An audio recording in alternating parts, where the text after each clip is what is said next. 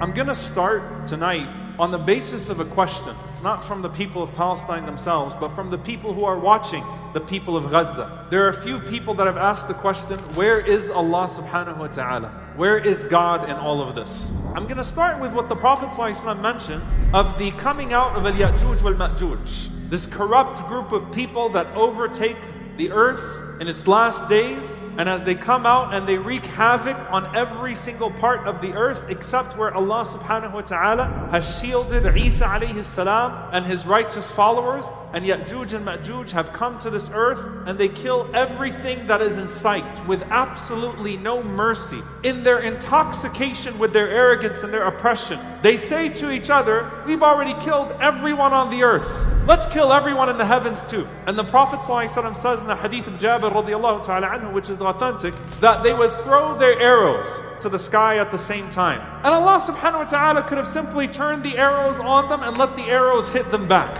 What did the Prophet ﷺ say Allah Azza wa Jal does? Allah causes the arrows to return to them with blood, so that for a moment they can think, we succeeded, we've killed everyone on earth, and now we killed everyone in the heavens too. But look at the immediacy of how this interaction with the heavens is happening in those days. The Prophet ﷺ said that Allah Azza wa Jal will then send a parasite, which is a particular parasite that would be in the noses of sheep, and that would kill them. They would all be wiped out by it. And Isa alayhi salam and the believers would send someone out who fears no one but Allah to see what has happened, and he would find that all of them have died at one time. The Prophet ﷺ said Allah Azza wa Jal would send birds with necks like the neck of camels that would pick them up, because their rotting corpses would stink the earth, would pick them up and throw them all into a pit. And then Isa alayhi salam, Jesus peace be upon him, would look to the skies and he would ask Allah subhanahu wa ta'ala to send down rain to clean the earth from what is left over of them, from the stench, from the dirt of them.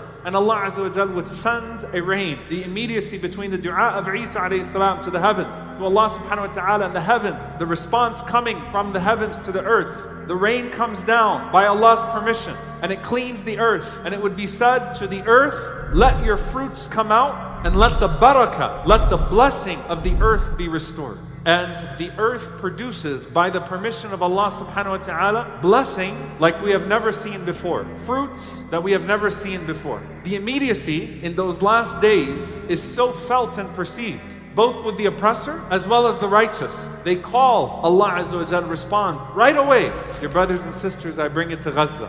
When you see Benjamin Netanyahu and their defense ministers speak with such pride, speak with such confidence and arrogance, think that they can exact all sorts of punishment on the believers with no consequences, using the ayat of Allah subhanahu wa ta'ala to try to mock the people of Gaza and mock the rest of us by extension, know that their end is near. Know that Allah subhanahu wa ta'ala is giving us a sign that this is the beginning of the end for them. That when you reach that point where you start to think that you've become immune and that you can mock the believers with their scripture, and that you can quote your own twisted scriptures and turn the believers into less than animals, and think that you can descend your pamphlets of ayat of Quran and mock the believers, know that Allah subhanahu wa ta'ala is bringing you to your breaking point. This is a glad tidings for us. I know it hurts us when we see that, but if you read history, we've seen this episode before. We've seen these arrogant tyrants before. They never remain on their pulpits. Not only is this genocide not going to continue bi'idhnillahi ta'ala and end up with a whole bunch of people in Jannah, a whole bunch of people from Gaza in Jannah, and a whole bunch of renewed people, renewed Muslims, and people whose eyes are opening up to Islam, but it will end up with the humiliation of those who seek to humiliate. And when you start to ask, where is Allah subhanahu wa ta'ala in all of this? The very first time that Allah subhanahu wa ta'ala mentions as-sabirin, the patient, in the Quran, when you're reading in Surah Al-Baqarah, Inna Allaha ma'as-sabirin, Allah is with the patients. Wa bashir as-sabirin is the next time that you come across the verse about as-sabirin, the patient. Give glad tidings to the patient. Before Allah subhanahu wa ta'ala says, Ala inna nasrullahi qareeb, that the victory of Allah is close, Allah subhanahu wa ta'ala says, Wa idha sa'alaka ibadi anni fa inni qareeb. When my servant asks you, O Muhammad sallallahu alayhi wa sallam, concerning me, I am close. before we get to the specifics of the ending of the episodes,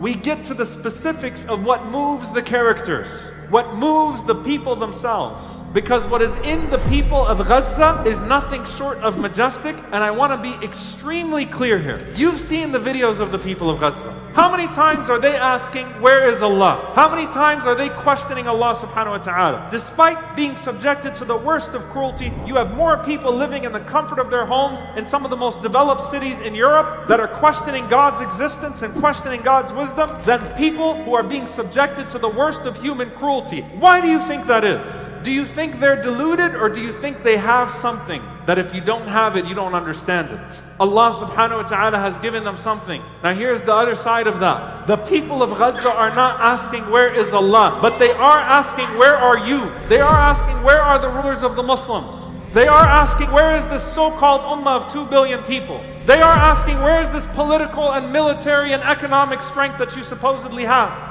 They are asking, where are these people that supposedly love Masjid al-Aqsa and that follow a Prophet sallallahu alaihi wasallam whose first qibla was Masjid al-Aqsa? They're asking where you are. They're not asking where Allah is. They're asking where the leaders are. They're not asking where the Creator is. They understand that Allah subhanahu wa ta'ala has tested them in a mighty moment, and they have a direct connection with Allah subhanahu wa ta'ala. They perceive Allah under the airstrikes. They perceive Allah through the hunger. They perceive Allah through the tears as they bury their loved ones. They perceive Allah subhanahu wa ta'ala even as they see the most beloved of people to them torn up into different limbs. They perceive the presence of Allah subhanahu wa ta'ala, but they feel the absence of the ummah. Allah azza wa jal will gather us, and Allah subhanahu wa ta'ala will say, where were you? And it's something that should move all of our hearts right now to ask ourselves, are we doing the best that we can? But they're not asking, where is Allah subhanahu wa ta'ala?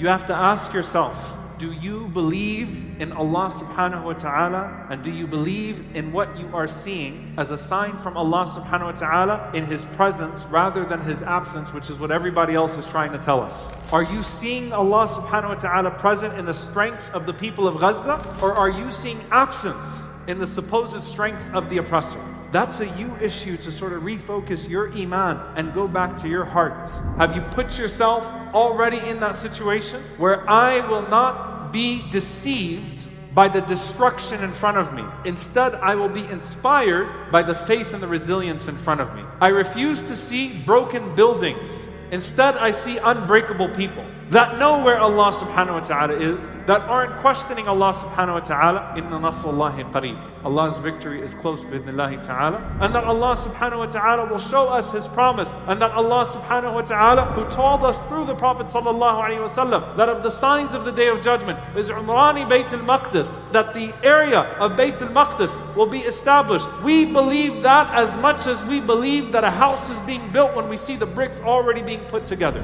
because we trust Allah subhanahu wa ta'ala. Where is Allah subhanahu wa ta'ala? Inna Allaha ma'al mu'mineen, Inna Allaha ma'al sabirin, Inna Allaha ma'al muttaqeen, Inna Allaha ma'al muhsineen.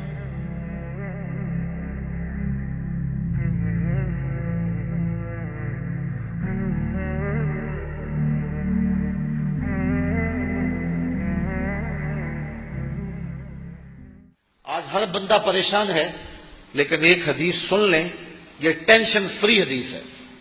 आपके अंदर ठंड उतरेगी इस हदीस के सुनते ही, और आप अगर गरीब हैं तो गरीबी पे नाज करें।